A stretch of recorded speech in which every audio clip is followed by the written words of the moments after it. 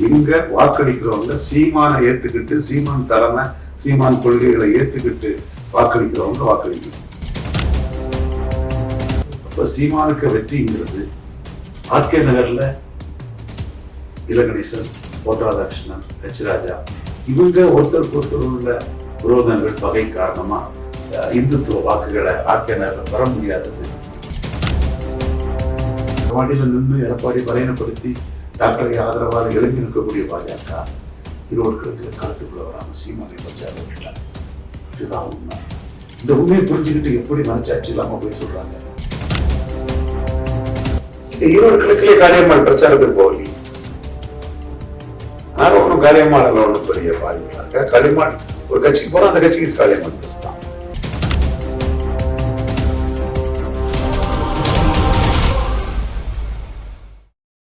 செய்தி நேயர்கள் அனைவருக்கும் வணக்கம். இன்னைக்கு சிறப்பு காணொலி நம்மளோட யாராக இணைஞ்சிருக்கான்னு பார்த்தீங்கன்னா அரசியல் திறனாய்வாளர் திரு ரவீந்திரன் துரைசாமி ஐயா அவர்கள் தான் இணைஞ்சிருக்காரு. வணக்கம் ஐயா. ஐயா, இன்னைக்கு நாம் தமிழர் கட்சியை பிஜேபி இயக்குகிறதா? அதுக்கு நீங்க எப்படி பண்றீங்க?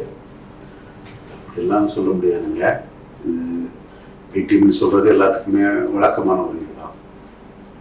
பகுஜன் சமாஜ் பார்ட்டியை சொன்னாங்க, ஆம் ஆத்மி பார்ட்டியை சொன்னாங்க, அதே மாதிரி நாம் தமிழர் கட்சியும் அப்படி சொல்றாங்க.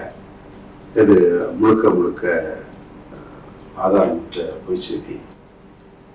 அவங்க ஈரோடு கிழக்கு தேர்தல் களத்தை சந்திக்கும் போது திப்பு சுல்தானை முன்னிறுத்தி தான் அந்த வாக்கை பெறாங்க. சுல்தான் தான் எம் பெரும்பாட்டி, வேலுநாச்சியார், பட்டன், சீரமணிச்சிலை கவுண்டர் இவங்களுக்கெல்லாம் பெரிய ப்ரொடெக்ஷனாக இருந்தாருங்கிறத சீமான் பேசுறாரு. பழனி பாபா பிறந்த நாளை தான் கொண்டாடுறாரு. பழனி பாபாவை சொல்லி தான் பழனி பாபாவும் தமிழர், பாரதியும் தமிழர்னு தான் அந்த வாக்கை கேட்டார். தடா ரஹீமை முன்னிறுத்தி தான் அந்த வாக்கு கேட்டார்.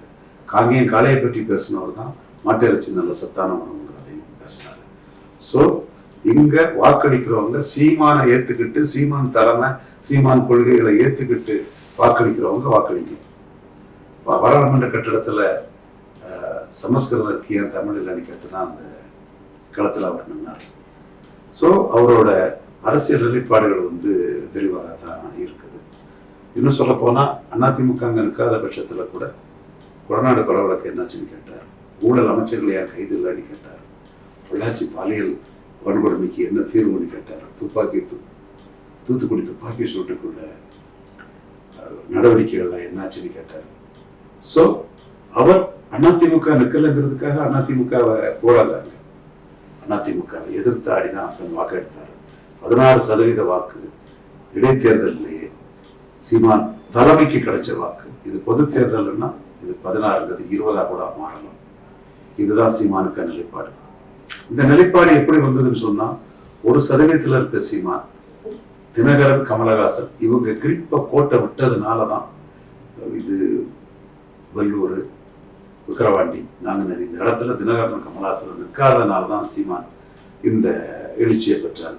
அவங்க நின்று இருப்பாங்கன்னா விக்கிரவாண்டி, நாங்குநேரில் 1.5% விக்கிரவாண்டியில 2% நாங்குநேரில் எடுத்த சீமான் அந்த ஓட்டாத எடுத்திருப்பாராங்கிறது சொல்ல முடியாது. 3வது இடம் அவர் தாங்கிற அந்தஸ்து வந்திருக்குமான்னு சொல்ல முடியாது. அது தினகரன், கமலஹாசனும் அந்த இடத்துல கோட்டை விட்டுருக்க கூடாது. அது சீமானுக்கு ஒரு வாய்ப்பா இன்னும் சொல்ல போனா நாங்குநேரில் சீமான் 3வது இடம் வரல, ஹரிநாடாருக்கு தான் 3வது இடம் வந்தது. அப்ப சீமானுக்கு வெற்றிங்கிறது ஆர்கே நகர்ல இலகணேசன், பொன் ராதாகிருஷ்ணன், ஹெச் ராஜா இவங்க ஒருத்தருக்கு ஒருத்தர் உள்ள விரோதங்கள், பகை காரணமா இந்துத்துவ வாக்குகளை ஆர்கே நகர்ல பெற முடியாதது. அது தமிழிசை தான் மாநில தலைவராக இருந்தாங்க. அது தமிழ் தேசிய வாக்குகளை சீமான் பெற்று பாஜக கிரிப்ப விடுறதுல சீமான் எழுப்புறாரு. ஈரோடு கிழக்குல பாஜக நின்று இருக்கணும். விக்கிரவாண்டியில பாஜக நின்னாங்க, அடிச்சு விளையாடினாங்க. இன்னைக்கு விக்கிரவாண்டியில பாஜக இந்திய நின்று 29% வாக்கு எடுத்தனால்தான் டாக்டர் வட தமிழகத்துல இழந்த செல்வாக்க மீட்டு மிகப்பெரிய சக்தியா எமர்ஜ் ஆயிட்டு இருக்காரு. எடப்பாடி அதை கோட்டை விட்டுருக்க கூடாது. கோட்டை விட்டதுனால இன்னைக்கு வட தமிழ் அரசியல் வன்னியர் வர்சஸ் பரையரணி ஆயிட்டு. பரையர் சமூகம் அப்படியே திருமாவளவன் ரூட்ல திமுகவில் கன்சல்டேட் ஆகிறாங்க. வன்னியர் சமூகம் திமுகவுக்கும் துரைமுருகன், அன்னியூர் சிவா, கொஞ்சம் ஆட்கள் எல்லாம் அதுவும் இருக்குது. இங்கேயும் ஷெட்யூல் காஸ்ட் ஓட்டு கடுமையாக திமுக கன்சாலிடேட் ஆகுது. இந்த கோட்டையை விட்டது எடப்பாடி பழனிசாமி. அது ராமதாஸுக்கும் ஸ்டாலினுக்கும் பெரிய லாபமாகுது.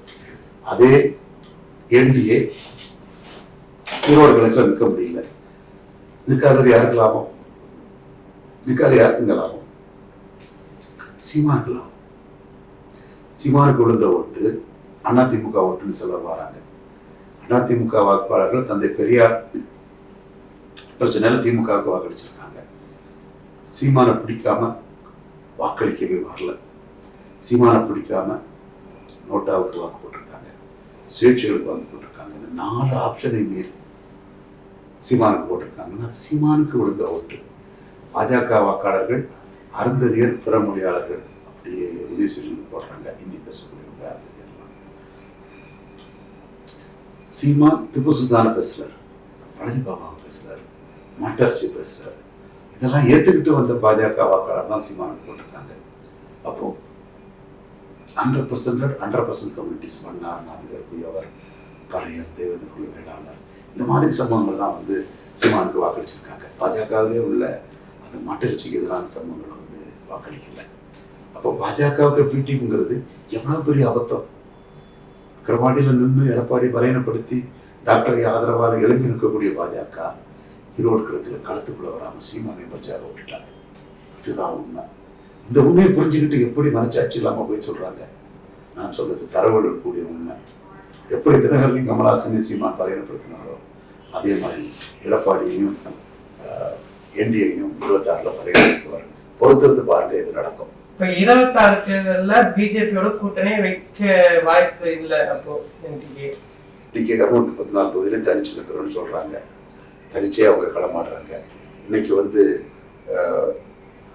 Cut out Modi, cut out Stalin, இதுக்கு எதிராக ஒருத்தருக்கு ஒருத்தர் cut out Modi, cut out Stalin சொல்லும்போது cut out Modi and Stalin சொல்லி அவங்க களத்துக்குள்ள இருக்கிறாங்க. இது மத்திய அரசு எதிர்த்து நிற்கிறாங்க. மத்திய அரசையும் மாநில அரசையும் ஒரு கட்சி எதிர்த்து இருக்கிறது எவ்வளவு பெரிய வீரமான செயல், சாதாரண செயலாம். அந்த அரசியல் நிலைப்பாட்டில் தான் சீமானை நடந்துட்டு இருக்காங்க. அதே வேளை தமிழ்நாட்டை வச்சு ஒன்றும் பாஜக டெல்லியில் ஆட்சிக்கு வரல 14, 19, 24. ஆனால் Seeman cut out Modi, cut out Stalin உறுதியா சொல்றாரு. இப்ப இன்னைக்கு காலையில ஒரு செய்தி, சீமான் வீட்டுல பெட்ரோல் குண்டு வீசுவதா உளவுத்துறை 10 பேர் தாப்பேதிகாவை சேர்ந்த தோழர்களை கைது பண்ணியிருக்கு. இதை நீங்க எப்படிங்க பாக்குறீங்க? இது வன்முறை எந்த ரூபத்திலையும் இடம்பெறக்கூடாது. உளவுத்துறை முன்னெச்சரிக்கை மூலமா காவல்துறை கைது பண்ணதை நான் பாராட்டுறேன். இப்போ அந்த தாப்பேதிகா தோழர்களுக்கு நீங்க ஏதாவது சொல்ல வரீங்களா? அரசியல்ல கருத்து மோதல் தான் அரசியல்ல சரியா இருக்குமே தவிர வன்முறை அரசியல் இடம்பெறக்கூடாது. வன்முறை முழுமையா கண்டிக்கிறது. தொடர்ந்து நாம் தமிழர் கட்சியிலிருந்து மாவட்ட நிர்வாகிகள், மாநில நிர்வாகிகள் வெளியேறிட்டு இருக்காங்க. இதுக்கு திமுக பின்னணியில் ஏதாவது இயங்குதா? அந்த மாதிரி ஏதாவது எவிடன்ஸ் இல்லாம நான் திமுக குற்றச்சாட்டா தயாரா இல்லை. நாம் தமிழர் சீமான் தலைமையில் உள்ள கட்சி. சீமான் தலைமைக்கு தான் அங்கே ஓட்டு. அது 1% தான் உள்ளாட்சி தேர்தலில் ஈரோடு கிழக்கில் எடுத்தாங்க. சீமான் பிரச்சாரத்தில் 6.3 போயிட்டாங்க. எடப்பாடி 5% குறைஞ்சிட்டாரு. ஆனால் சீமான் 5.3 உயர்ந்தார். ஸோ அது சீமான் தலைமைக்கு தான் ஓட்டு, சீமானுக்கு தான் ஓட்டு. சரி, இப்போ தொடர்ந்து விளங்குறாங்க. நீங்க இன்னைக்கு காலையில் கூடயும் ராணிப்பேட்டையில ஒரு நிர்வாகி 100 ஆதரவாளர்களோட விலகி இருக்காரு. இதுக்கு என்னங்க காரணமா இருக்கும்? ஒதுக்கி வச்சவங்க, வேண்டான்னு தள்ளி விட்டவங்க புது ஆளாக கொண்டு வரும்போது இனிமேல் நமக்கு இடம் இல்லை, நம்ம இடத்துக்கு முன்னாடி வந்துட்டோம், நாம அவர்கள் கொண்டு விளையாடுறாங்க. விலகுனது பாதி பேர் என்ன சொன்னாங்க, நாங்க தந்தை பெரியார பேசுறதுனால நாங்க விலகுறோம் சொன்னாங்க. இன்னைக்கு காலையில் அந்த நிர்வாகி கூட சொல்லியிருக்காரு. சிம்மானும் அதை சொல்லிட்டாப்ல. பெரியார் ஏற்றுக்கொள்றவங்க எனக்கு தேவையில்லை அவர் சொல்லிட்டாரு. ஸோ அதில் ஆனஸ்டாட்டு 10 நாளைக்கு முன்னே சொல்லிட்டாரு. இப்போ 10 நாள் லேட். இது இப்போ முதல்ல நாம் தமிழர் பெரியாரை ஏத்துக்கிட்டு தான் நாம் தமிழர் கிளம்ப இருந்துச்சு. இப்ப ஏன் பெரியார் திடீர்னு எதிர்க்குது? அது ஏற்று தானே 16% வாக்கு எடுத்துட்டாங்க. பெரியாரை ஏற்று விக்ரவாண்டியில 6% வாக்கு தானே எடுத்தாங்க. பெரியாரை எதிர்த்து 16% வாக்கு எடுத்துட்டாங்க. இப்ப திடீர்னு பெரியாரை எதிர்க்கிறதுக்கு என்ன? திடீர்னு எதிர்க்கிறாங்க. ஏன் திடீர்னு எதிர்க்கிறாங்க? அதுக்கு என்ன காரணம்? அதான் விக்ரவாண்டியில தேர்தலுக்கு பிறகு திடீர்னு எதிர்த்து 16% இருந்துட்டாங்க. ஒரு காளியம்மாள் போனா நாங்க 100 காளியம்மாவை ரெடி பண்ணுவோம்னு சீமான் அவர்கள் சொல்லியிருக்காரு. அதை அவர் சொன்னது சரியா? அந்த மாதிரி ரெடி பண்ண முடியுமா அவரால? ஈரோடு கிழக்கிலே காளியம்மாள் பிரச்சாரத்துக்கு போகலையே. அதனால ஒன்றும் காளியம்மாள் ஒன்றும் பெரிய பாதிப்பு இல்லை. அதுக்காக காளியம்மாள் ஒரு கட்சிக்கு போறோம், அந்த கட்சிக்கு காளியம்மாள் ப்ளஸ் தான். இல்ல அந்த மாதிரி 100 காளியம்மால சீமான் வந்து ஒருத்தருக்கு பார்ப்போம் உருவாக்குறாரான்னு.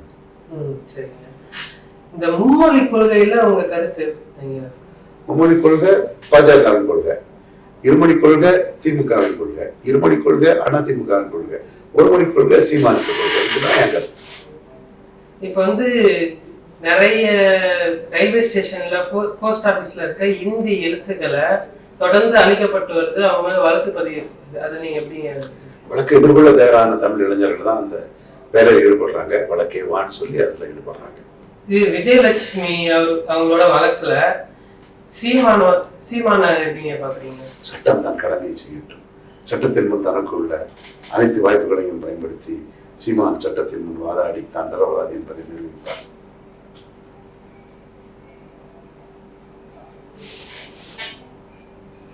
இது NEP 2020 இதை நீங்க எப்படிங்க பாக்குறீங்க?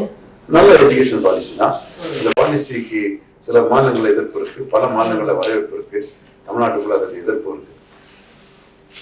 இப்ப வந்து முதல்வர் பாத்தீங்கன்னா 90% ஆஃப் தேர்தல் வாக்குறுதியை நாங்க நிறைவேற்றிட்டோம், அதுவும் இல்லாம நாங்க தேர்தல் வாக்குறுதியா சொல்லாததையும் நாங்க நிறைவேற்றிருக்கோம் அப்படின்னு சொல்றாரு. அது அவருக்கு பலன் கொடுக்குது சொல்றாரு. அது உண்மைன்னு நினைக்கிறீங்களா? நீங்க எப்படி பாக்குறீங்க? ஜனநாயகத்துல மக்கள் எஜமானர்கள், மக்கள் அதற்கு தீர்ப்பளிப்பாங்க. பழனிபாபு இருக்க வரையும் பாமகக்கு தான் ஆதரவு கொடுத்திருந்தாரு. இப்போ ஸ்ரீமான் எடுத்து பேசுறாரு, ஆனா பாமக பழனிபாபா பேச மாட்டாங்க. திருமாவளவனும் பேசுறாரு, திருமாவளவனும் பழனிபாபா பேசுறாரு, சீமானும் பேசுறாரு. தொடர்ந்து தமிழ்நாட்டில் பாலியல் குற்றங்கள், சட்ட ஒழுங்கு சீர்கேடு ஏற்பட்டிருக்கு. அதை நீங்க எப்படிங்க பாத்தீங்க? சட்ட ஒழுங்கு சீர்கேடு சரி செய்யப்படணும்னு பாக்குறேன். தொடர்ந்து பாலியல் குற்றங்கள், நாள்தோறும் பாலியல் குற்றங்கள் வந்துகிட்டே இருக்கு. அது வேதனை அளிக்கிறது. அதை சரி செய்யணும்னு பாக்குறேன். இப்ப வந்து தமிழ்நாட்டுல இன்னொரு மொழிப்போர் உண்டாகும்ட்டு நீங்க யோசிக்கிறீங்களா? 67 நடந்தது மொழிப்போர். இப்ப ஆட்சியே தமிழுக்கான இந்தி திணிப்பு எதிர்ப்பு ஆட்சி தானே நடக்குது. அப்ப மொழிப்போருக்கு வாய்ப்பு இல்லை. தமிழ்நாட்டை கேட்கும் நிதி, அதுக்கப்புறமா கல்வி ஆண்டுக்கான நிதி எல்லாம் இது மத்திய அரசு கொடுக்க மறுக்குது. நீங்க PMC திட்டத்துல சேர்ந்தாதான் நாங்க நிதி தருவோம். அதை நீங்க எப்படிங்க பாப்பீங்க? ஒரு சிக்கலான இஷ்யூ தான். நீதிமன்றத்தை திமுக அணுவாங்கன்னு நினைக்கிறேன். அவங்க கொள்கையில உறுதியா இருக்கிறாங்க, இவங்க கொள்கையில உறுதியா இருக்கிறாங்க. இதுல மக்கள் பாதிக்கக்கூடாது, நீதிமன்றத்தில் அணுகி ஒரு நல்ல தீர்ப்பு கிடைக்கும்னு நினைக்கிறேன். இப்ப வந்து PMC திட்டத்தை சேராத குஜராத் போன்ற மாநிலம் ஒரு மொழி கொள்கை தான் இருக்கு, அதுக்கே நிதி கொடுத்திருக்கப்போ நம்ம தமிழ்நாட்டுக்கு ஏங்க? கண்டிப்பா சட்டம் தன் கடமையை செய்யணும், நீதிமன்றம் அதற்குரிய முன்னெடுப்புகளை திமுக செய்வாங்க, மத்திய அரசும் தன்னோட கருத்துக்களை அதில் முன்வைப்பாங்க, நீதிமன்றம் தன் தீர்ப்பை வழங்கட்டும். இப்ப வந்து ADMK பாத்தீங்கன்னா பன்னீர்செல்வம் இணைவாரா மாட்டாரான்னு ஒரு கேள்வி போயிட்டு இருக்கு. அதை நீங்க எப்படி? இணைவாரா மாட்டாராங்கிறது கேள்வி போயிட்டு இருக்கு. அதுல எடப்பாடி இணைய வேண்டாங்கிறதுல உறுதியா இருக்காரு. பன்னீர்செல்வம் எடப்பாடியை மாத்தியாவது இணையணுங்கிறதுல உறுதியா இருக்காரு. இந்த 26 தேர்தல்ல யார் வெற்றி பெறுவான்ட்டு ஏதாவது கணிப்பு இருக்காங்க? மக்கள் யாருக்கு அதிக வாக்கு அளிப்பாரோ அவர் வெற்றி பெறுவாங்க. திமுக அந்த வாய்ப்பு கொஞ்சம் பிரகாசமா இருக்கதாட்டே, அந்த அணிக்கு பிரகாசமா இருக்கதாட்டே நான் கருதேன். இதை நான் சொல்லக்கூடாது அப்படின்லாம் யார் நினைச்சாலும் நான் சொல்லாம இருக்க மாட்டேன். சூழலை தான் ஒன்று உள்ளதான் ஸ்டாலினை தோற்கடிக்க முடியும். ஸ்டாலின் தோற்கடிக்கப்பட முடியாதவர் இல்லை, ஆனால் ஒன்று உள்ளதான் அவர் தோற்கடிக்க முடியும். 47, 23, 18, 8 எல்லாம் சேர்ந்தா 49 வரும். 49, 47 அவர் தோற்கடிக்க ஒரு வாய்ப்பு வந்துடும். யார் தலைமையில எப்படிங்கிறதுலாம் பெரிய சிக்கல். இப்ப வந்து நாங்க கண்டிப்பா ஆட்சி அமைச்சிருவோம்ட்டு பாஜக சொல்லிட்டு இருக்கு 2026 தமிழ்நாட்டுல. அதை நீங்க எப்படி? 2வது இடம் வந்தாலே பெருங்க, 3வது இடத்துல இருக்கவங்க ஆட்சி அமைப்பு சொல்லுவாங்க. அப்ப எதிர்கட்சி அந்த டைம் யாருங்க வருவாங்க? அதுதான் எடப்பாடி பழனிசாமி 3வது தள்ளி அண்ணாமலை 2வது இடத்துக்கு என்டிஏ கொண்டு வரதுக்கு முயற்சி பண்றாரு. அதுல நாங்க திமுக அகற்றோன்னு ஆணித்தரம் மாட்டிச்சு விளையாடுறாரு. இப்ப வந்து போன வாரம் பாத்தீங்கன்னா பாமக சார்பில் ஆர்ப்பாட்டம் நடத்தினாங்க. அதுல வந்து ஏர்போர்ட் மூர்த்தி சொல்லியிருக்காரு, நம்ம இந்த கூட்டணியில இருக்க கட்சியை நம்ம சேர்ந்தாலே தமிழ்நாட்டை ஆளலாம் சொல்லியிருக்காரு. அதை நீங்க வெளியே ஏற்பாடு மூர்த்தி நம்பிக்கை. செய்தி நேயர்களுக்கு நன்றி. மீண்டும் அடுத்த காணொளியில் சந்திப்போம். நன்றி.